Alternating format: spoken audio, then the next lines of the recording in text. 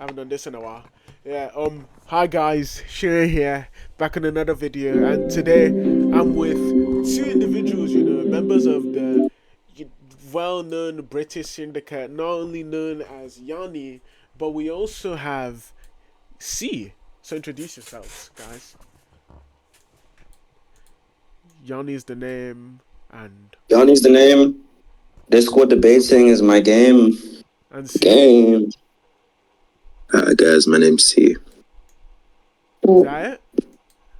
Yeah, that's pretty much it. He's begging the nonchalant stuff. But again, today the sole message is just one, I made the video in the past about syndicates and about how people generally on Discord have slowly begun to create syndicates, not only to enforce their own agenda, right, but also make themselves seem way better than they are. But again, one of the main features we need to discuss whenever we're talking about a syndicate is whether or not it's too large. And whenever I say too large, I don't mean that the grunts, right, are too many, right? Rather, I mean that the actual members of the syndicate, the people who are running it, the head honchos, are too many, or there's just too much of a vast skill disparity within the syndicate. So, a good example of this, right, is in fact the British syndicate now, as an unbiased party. I'll have to begin naming the members of the syndicate, right? And to start off with, we have me,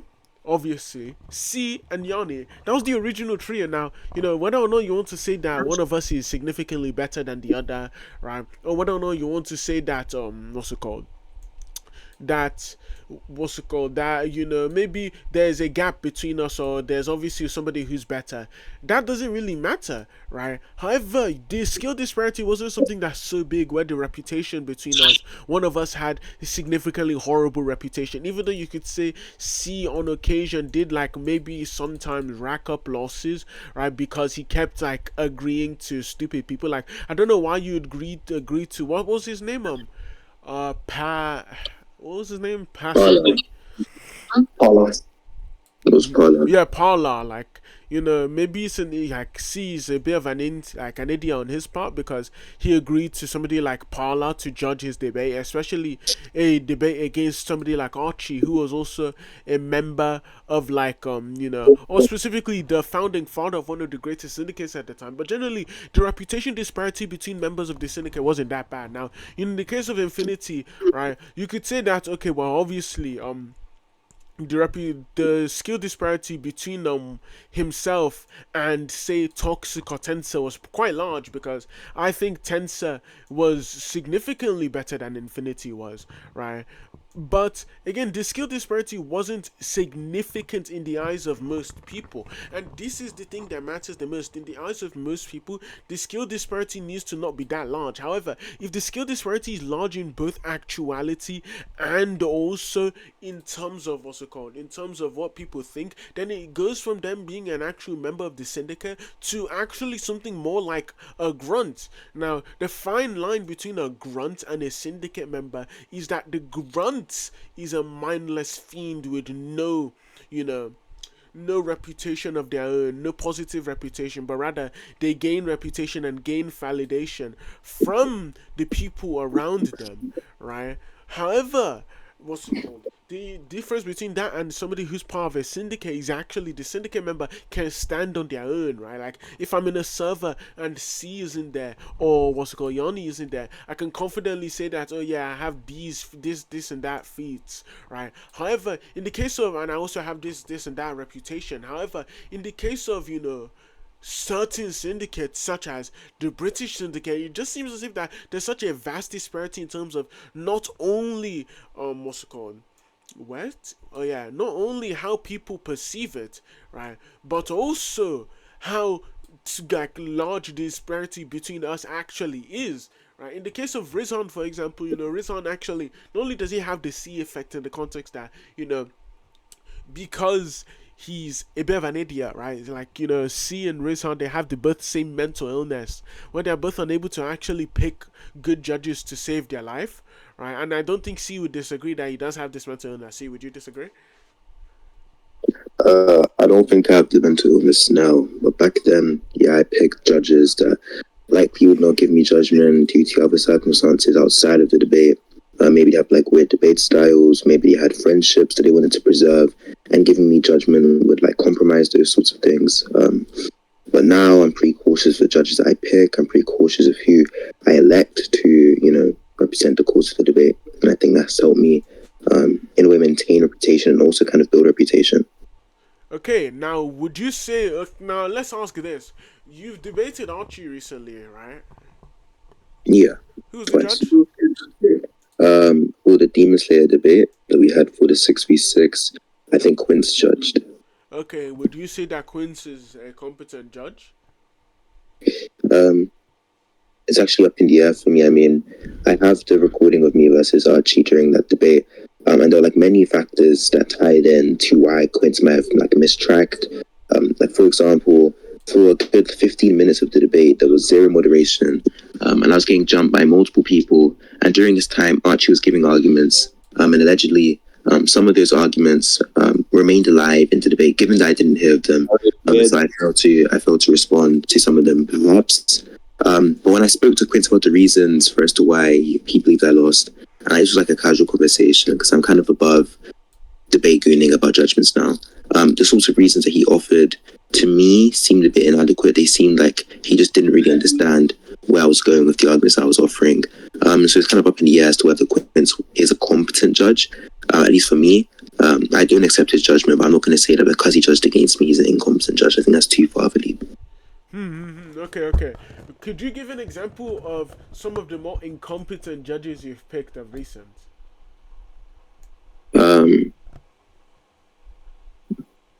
Of recent, I mean, I'm not sure, right? Because I haven't actually lost any judgments recently. But I can give you like incompetent judges I've picked like throughout my career, probably. Yeah, sure. Give me some incompetent judges you picked throughout your career, because typically whenever people are talking about how good people are, right, they've gone back to the old horrible habit of saying, oh my god, look, but he lost judgment, instead of actually watching the debate like a regular human being would do. Instead of doing that, they choose the lazy method and say, oh, he lost judgment, oh, this guy thinks he's worse than the other guy. And people can think things for a variety of reasons, right? It's not as if it's a manga where what somebody thinks is actually what somebody thinks is actually objective or is actually assumed to be true, right? Instead, right, it's just it's just a case where you don't actually need to accept these people's judgment. So whenever people like cite why you're bad, the reason they do is because you lose these judgments. So again, can you explain which one of these incompetent judges you believe you've fallen victim to? Like a big example is Fox. A big example is Parla. I distinctly remember having a discussion with Dead Boy on Naruto. And I remember letting Fox judge because at the time, Fox was seen by the community to be a pretty good debater, all things considered. And so I let Fox judge. And I remember when he gave the judgment, he said, Dead Boy won. And to be honest, around this time, I wasn't even expecting to win debates anymore. I had like really low confidence in my ability to go into debates and actually get judgments. But nonetheless, I was still pretty confused on how I lost the debate. And I remember asking Fox, why did I lose this debate? And he said, oh, he just made your position seem stupid, right? Like, he kind of rhetorically, made your position look silly. And I was like, well, I'm not like a rhetoric debater, right? I'm not going to sit here and like people know how Dead Boy debates. Typically, he usually shouts, insults, all of that stuff, which is like, okay, I suppose. I'm not a debater like that. When I'm confronted with debates like that, I don't engage in the same way. I'll just kind of like take it because I'm not interested in the shouting contest. And so to me, it was a bit silly to judge based off the rhetoric. I know a lot of people do that as well. Parla, obviously, I let Parla judge a theism debate for me and Archie, and I recall distinctly performing very well in the debate. Even though like I was really bad back then, and I lost judgment. And now that I look back on it, I had consensus for the debate, and it didn't really make sense for me to lose judgment. But I also wanted to say something about the whole, oh, you lost judgment, therefore you're worse. The whole idea of what a judge does is a judge looks at, who performed better during the debate, who defeated the points that were live, and those live points that could have defeated their position, and who gave points that were not defeated. That's what the judge is meant to look at. And so it's directly tied to performance, it's directly tied to substance. And so like the implication there is like judgments are valuable if and if judgments typically track the substance, right? So if you have a judgment and the judgment does not reliably track the substance, then I don't know why I would take your judgment to be reliable. The reason why we value judgments is because we assume that the judgment or the judge will be tracking the substance in order to offer an accurate view on who won the debate. But if it's the case that the judgments do not reliably track the substance, if it's the case that there are consistently judges who fail to track the substance, who give inaccurate judgments based off friendships, based off syndicates, based off rhetoric, and things are not the arguments delivered, I just think it's obvious that we can't trust judgments anymore. What we should do is we should put performances first. Primarily, we should watch how people perform in the debate. We should watch how they give their arguments, because there are some parts of rhetoric we can't control, but substance is something we can definitely 100% control through reading, through understanding inferences, and through overall just developing arguments in favor of the position that you're going into during the debate. So I hope that answered your question. Yeah. So I think I answered my question completely. So again, to preface what the entire purpose of this video, which is to do with syndicates, is just simply that typically the reason why syndicates work is because there isn't a significant skill disparity. But when there is, in the case of, for example, us and Rizhan, whenever there is in the case of, like, say, Exility and the average, can you name any actual member of Exility Syndicate aside from him and Tron? You probably can't, right? Even though they probably are head honchos, right? The reason is because either A, this skill disparity between Exility and, like, the Syndicate members is so large, which says a lot since Exility is basically a level 1 debater, right? However, right, again, the reason why they work, and the reason why I think that, so for example, certain debaters get significant reputation losses, right, is either because, one, the people they associate with, the people they are vouching for, right, actually actually are really bad. So for example, say Trini, for example. Oh, no, not Trini. A good, better example would be Infinity, for example. Infinity goes around vouching that Careless is really good, right? And say, I don't think we need to do much imagining here, but imagine like Careless is just a really big idiot, right? People would look at Infinity as incompetent because he's vouched for an incompetent person, right? And in the case of a syndicate, even though it's supposed to work on the basis that everyone there is mutually supporting and acknowledging each other's skill, so much so that it just gives people some psychological impression that they are actually good, right? I think that's the entire basis of syndicates and how they work, right? Despite that being the case, if somebody just has a very, very low reputation, or if I'm repping somebody with a very, very low reputation, people are going to look at me a certain way because they're like, oh my god, this guy is reporting something which obviously we know is false, right? However, yeah, exactly. I was gonna say, yeah, exactly. I agree. Yeah, however, in the case of, like, for example, a judgment, for example, nobody would look at a debater a certain way for what's it called, say because they like got an incompetent judgment, for example, right? Like so for example, in the case of, like, I give a really bad judgment on a debate, people aren't going to look and analyze the judgment, right? People are just going to say, oh, I won judgment, right? But nobody's going to ask, okay, well, why did you win judgment? Is the judge competent? What was the reasons the judge gave? Because it's either a case of these people are just mentally lazy in the sense that they don't want to actually think too hard whenever they're actually giving judgments or trying to decide people's skill. Instead, what they want to do is they want some basic entry level metric, right, which allows them to easily determine somebody's skill without needing to listen to it themselves. So for example, if I tell you this X person won judgment, the reason why we take that to be true, right, most of the time, even if you didn't see the debate, is because this person has a track record of competence, right? However, if I tell you that I won judgment, who was the judge? Kuro was the judge. Nobody is going to take me seriously, and if they do take me seriously, I think that would be a major, super telling sign of incompetency, right? For again, I don't know why people do that type of thing, simply because, like,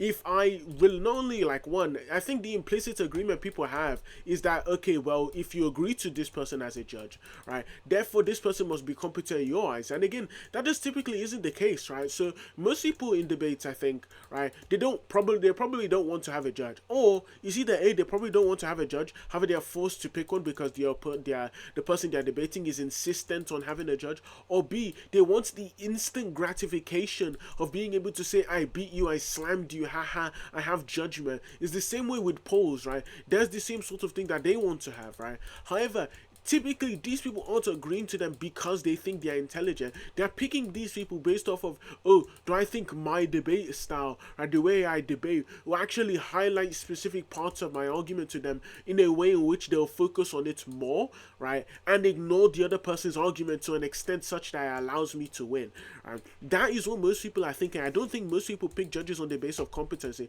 but rather on the case of necessity or egoism, or the just amount of ego they have, right? And I think that in terms of judgment, because of the fact and because of the sort of trends that people have towards judges currently, right, taking them as valid metrics, not only that, but taking them as valid metrics, but also the low amount of competent people in the community actively, right, is actually key telling factor as to why you shouldn't take judges seriously. So say for example, I debate anybody, right, literally anybody, the main judges are going to be either like, and let me know if I'm missing something. So because nobody obviously would agree to C judging a debate of mine, and C probably wouldn't agree there, so it'd probably be Sarkozuki, Infinity, Archie, Kura, Careless, Yugi, right, and who else?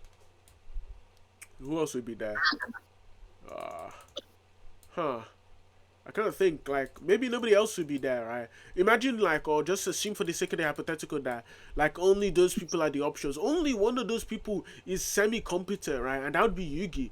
And you know, like trivially, Yugi is just barely going to watch a debate. So most of or there's some oversaturation of incompetent debaters, right? Or incompetent people who judge debates, or people like Sarkozuki who judge debates. But I'm quite sure the guy doesn't actually care, right, that much about the debate that's going on, but rather he cares about the argument that he can have with people, right, based off of the debate that happens, right? So again, like these people don't actually care, and only you see that they don't care or they're incompetent or they don't want to judge, right? So again, because there's such an oversaturation of incompetent people, right, people like generally things which used to be very easy to do before, such as gaining feats, what's it called, gaining feats, having consensus, things like that, those are really hard to do now because the common consensus is full of people who are idiots, right? Which is why syndicates, for example, don't work as well either, because again, there's always going to be because there's an average of really, really, really stupid people in the there's always going to be one person even in your own syndicate who's more stupid than the rest, who's the weakest link, right? And you know,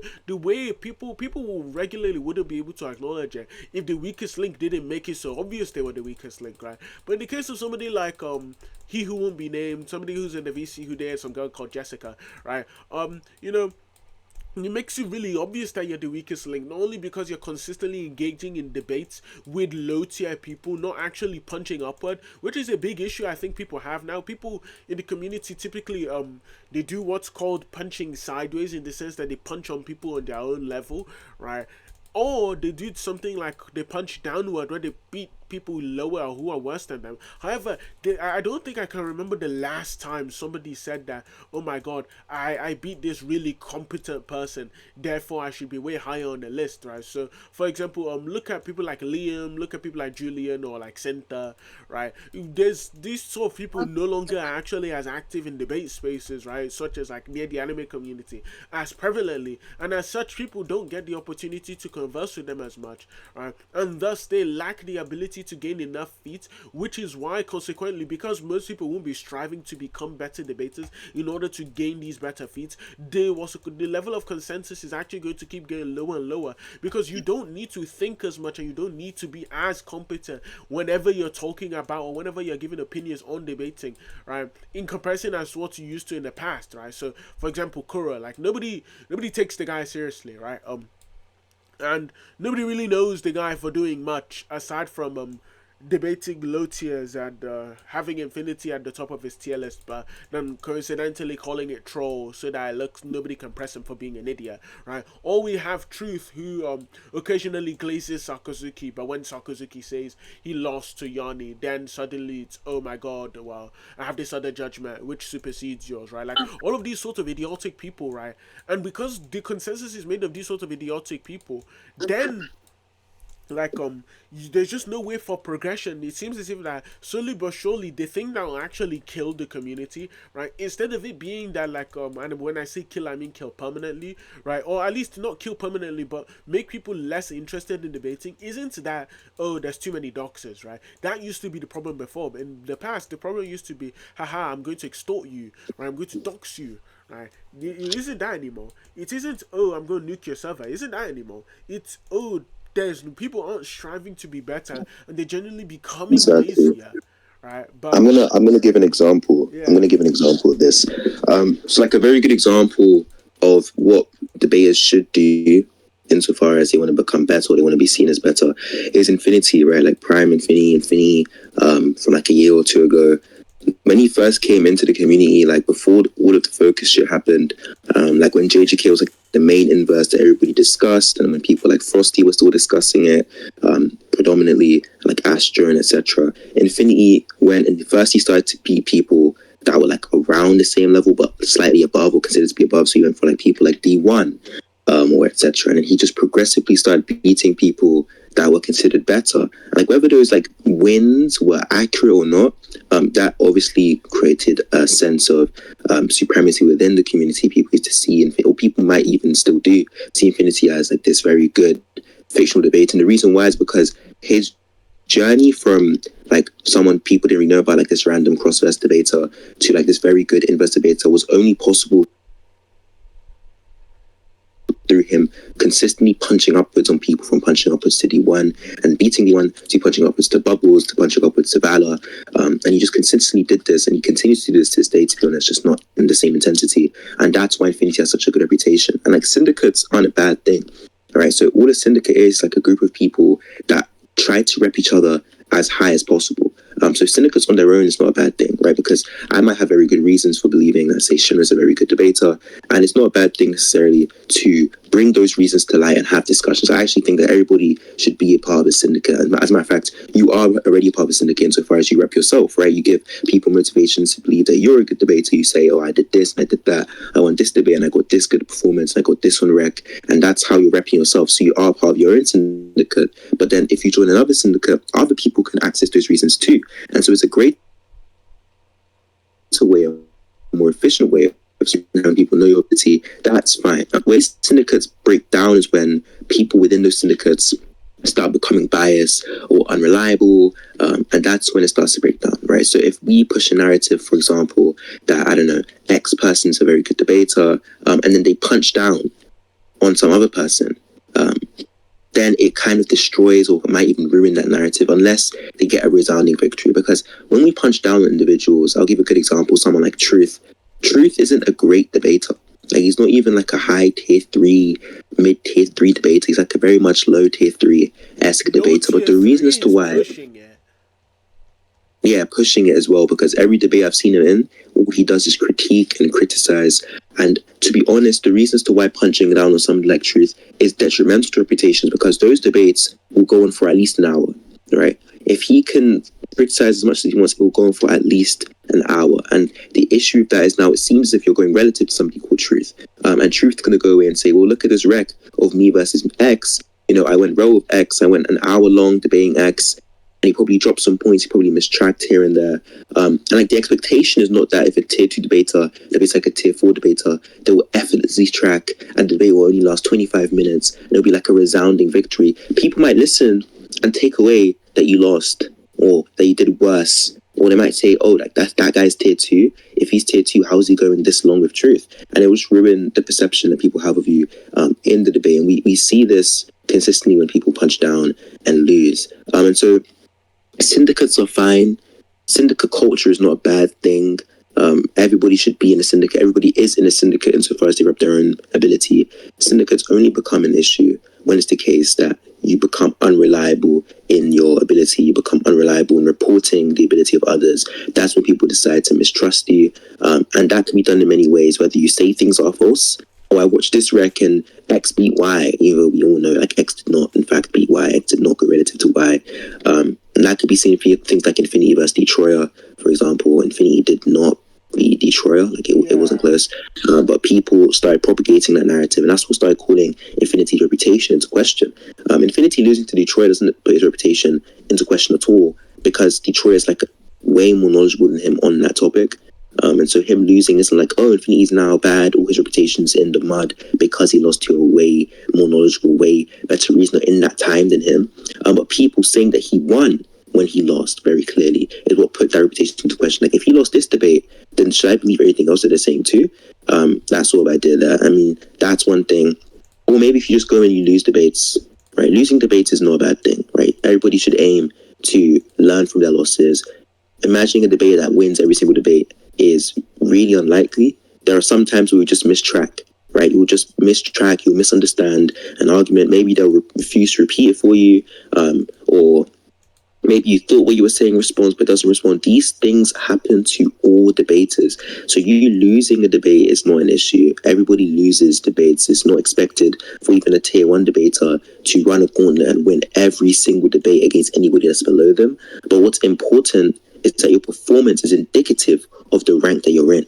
So as long as a tier 3 performs at a tier 3 level, even if they're against a tier 4, even if they lose because of a missed track, or they lose because they thought that one argument responded and it just didn't respond, that doesn't take away that their performance in that debate was tier 3. And what would be done is that the tier 4 would be moved up.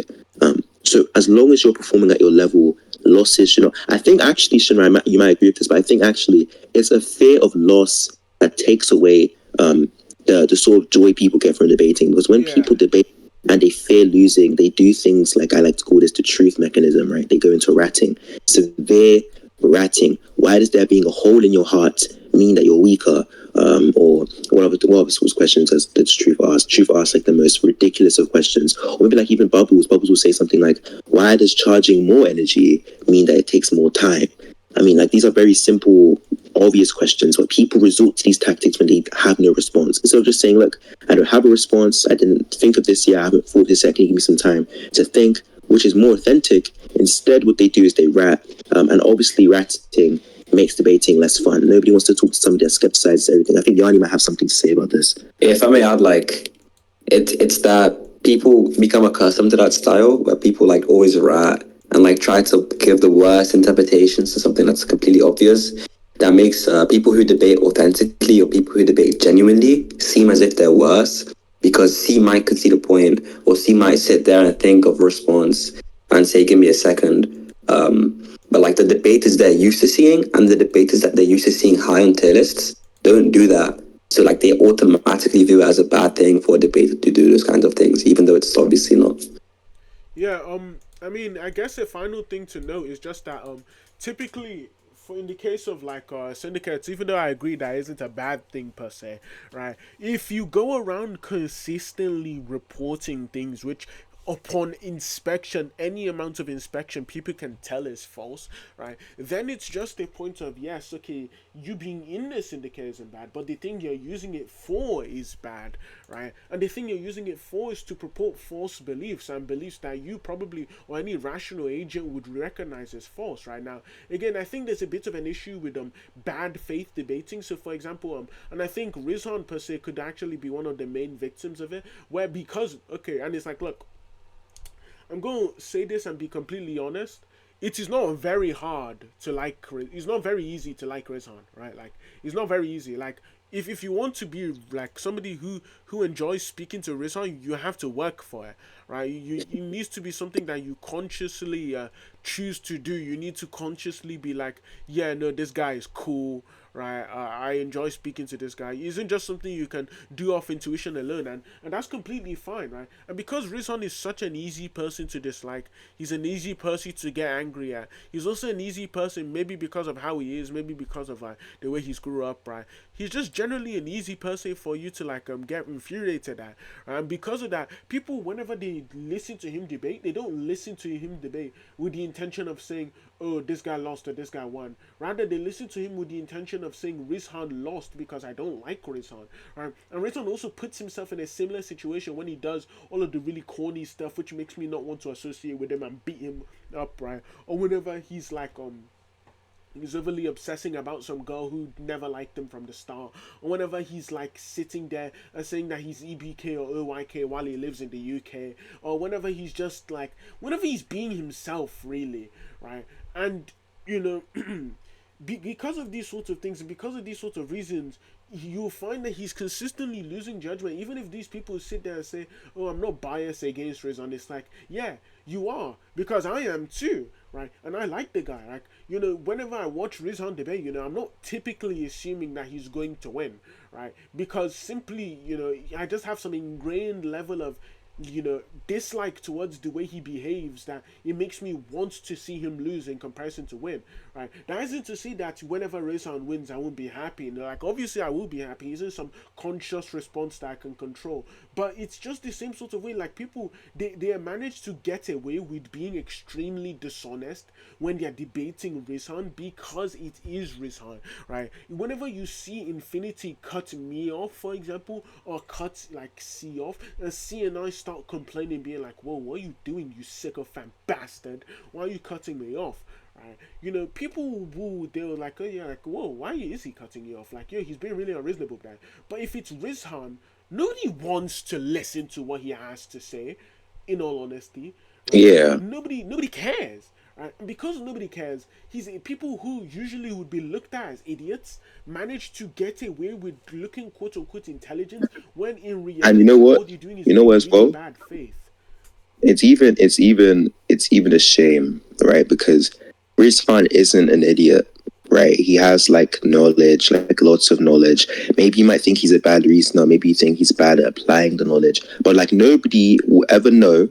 Nobody will ever tell me a single argument that Rizvan has used in debate, because nobody listens to Rizvan. Nobody has the desire to listen to Rizvan. Nobody wants to listen to Rizvan. But that's partly because of his voice. I'm unclear, because I think Rizvan sounds a lot like Rewind. And people listen to Rewind. Rewind just sounds like a more confident version of Rizvan. Yeah. And people like Tanwin or Repellent have very thick accents. I think even Tensor and Toxic have like thick accents, like Really unconventional thick. voices. And people listen to them as well. Right, so I'm not confident on the idea that, oh, Rizwan has shitty rhetoric, that's why people don't want to listen to him. Maybe he does sound unpersuasive because of his voice, but genuinely, people don't listen to the guy, and so they have this very skewed perception of how good he actually is. I promise you, put Rizwan 1-to-1 with any of these quote unquote field debaters in our com, that people that think that, oh, like they know about philosophy, 1-to-1 debate, moderation, whether that's stick moderation or just like casual moderation, and people actually just track what's going on, Rizwan would pretty much win. I don't really see Rizwan losing a philosophical conversation that he knows about to like 90% of the people that are like fraudulent in the community. Like, this includes people like Smoothie, that people would like have Rizwan below, or people like Zenny. I just don't see it happening. But obviously nobody will ever know this because they don't listen to it. They just don't want to listen to it. They have these really low priors for his debate skill, and so given those priors, they're like, oh, I don't think what he's saying is correct. I'm just not going to listen anyway. Like, I think that's really sad. Yeah, and it's not only that they don't think he's correct, but they also think he's a moron, right? So, like, typically, whenever Rizwan starts speaking, your immediate instinct is, when is he going to stop speaking, right? Because nobody wants to listen to him speak. Nobody cares what he has to say. And in reality, the only reason, right, why you'd actually tolerate him beginning to speak, right, is simply because you are waiting for the brutal moments where he stops speaking and now you can start clowning him, right? And because people have that mindset, me included, right, because you have that mindset, therefore you want to, what's it called, you want to him to lose, you want him to miss track, you want him to look like an idiot. And because you want him to look like an idiot, your mind is going to pick out things that he's saying that make him look like an idiot. Which, again, because I think that even though Rizwan is actually like smart, he's smarter than the average person. I don't think Rizwan is a supreme reasoner. And because he isn't a supreme reasoner, whenever he's saying things, right, you suddenly become a better debater in mind because you're hyper focused. You're basically in flow, looking for the most stupid things Rizwan has said, right? And because you're able to do that, like, and ironically, I think that most people get tier 1, tier 2 tracking when it comes to finding out stupid things that people they don't like say, right? And because of that, I think that is the reason why, right? Like somebody like Rizwan, who generally just barely, if ever, become like really, really super effective in either debate spaces, right? Or also just like generally will be even respected like in terms of like competency wise, and it's simply because nobody wants to hear what he has to say. Now I think that whenever we need to listen to debates, we need to fix that stigma where we don't want, because we don't like this guy, we don't want to hear what he has to say, but rather we need to be able to acknowledge that yes, this guy, I hate him, yes, this guy is really bad, this guy is really stupid, right? Or you can even acknowledge that he's bad, right? But you can also acknowledge that either A, the arguments he's making are sound, there isn't anything, at least on its face, there isn't anything completely absurd with what he's saying, and two, right, you need to be able to acknowledge that at least on some occasions, right, somebody who you really, really dislike can make a good argument, right? So again, it's like There's a bit of also homework for somebody who's like who really hates Rizwan or really hates any debater. I want you to go into like any debate they have and try and see if you can figure out or confidently state the best arguments they said in that debate, one that compelled you the most. And I think most people wouldn't be able to do that simply because of the ingrained dislike they have towards most people, or towards these people. But see, Yanni, if you have anything else to say before the Yeah, yeah. I'd like to add that it's a herd mentality from these people, and I think we're all guilty of it in this VC as well. We see someone that like we have maybe some slight dislike towards, maybe you don't even dislike them at all prior to like their interactions, whatever. Like you just see them talking and chat, you have no interactions with them. But it's like with Rizwan specifically, there's this herd mentality where it's really easy to shit on him, and you see everyone else shitting on him, making fun of him. So you see people who don't even know him and have no interactions with him, just making fun of him for no reason. Like Rizwan doesn't do anything special. Rizwan doesn't do anything that I don't do. But like a million more people dislike Rizwan than they dislike me, and it's because it's so much easier to dislike someone when everyone else also dislikes them. It's like being controversially uncontroversial in a sense. Like you're just doing something that's like really, really bad. You're being mean to someone for no reason, but everyone else is doing it, so you get away with Yeah, it. so It's like the most stupid thing ever. for example, if Yanni goes out and says, "Oh my goodness, I like eating little boys," right? Wait, I'll give an example. Like Like with the whole hold on, with the whole Maya thing. Like maybe I got like some flack or whatever from for quote unquote dating, right? quote But quote. it's not anywhere close to the amount that Risson gets for debating, right? Like, and that's pretty insane. I think I should get more hate for dating an quote unquote dating an extortive femboy compared to Risson, who just gets hate for debating and debating badly, I guess, maybe. But yeah, like Yeah. So what I would say. yeah, go ahead, see. Oh no, you go ahead. No, Oh you, yeah, oh wait, but were you moral gonna of wrap the it up? story is just hate on Yanni more. But go ahead. I was just gonna say that I think everybody comes to Discord when at least when they came to the com to have interesting conversations. Like a lot of these guys are anime com debaters. I mean, I'm an anime com debater too. I started debating anime like very, very young. And I remember when I first came to debate anime, like obviously I wanted to win, but I also wanted to have like interesting conversations about, series that other people watched. I didn't have much people in real life that watched the things that I do. Like anime was seen as like nerdy and unpopular. So when I went to these spaces and I was like you think Goku beats Gold Experience Requiem, or let's talk about that. It's like I'm talking about people that have the same sorts of interests that I do, and so it's sort of fun and it's like enriching to talk about these sorts of things with people. And I think it's like also a pretty big shame that people are sort of taking these, I guess, like privileges away from people just because like they sound worse or like they're less rhetorical, whatever. I mean, like I don't think sub owners do enough to protect people that are like more easily ganged up upon, right? Because like I'll give an example of like Rizhan again. People jump Rizhan all the time, and like nothing is really done. to stop it. I'll give another example in Skypiea that's like more like related to me because it is me. I got like jumped in Skypiea like pretty badly on like multiple occasions. The worst occasion, I left the server. I was actually gonna leave the Discord application, and like you might think, oh, like over Discord, like but like at the time, like to me, it was like really like important because this was like an app that I was on a lot, and I had lots of friends there. And it seemed as if like I was being clowned over like debating, like actually over debating, and so I feel as if people need to lay back a bit. You feel me? It's just debating. Make debating fun again.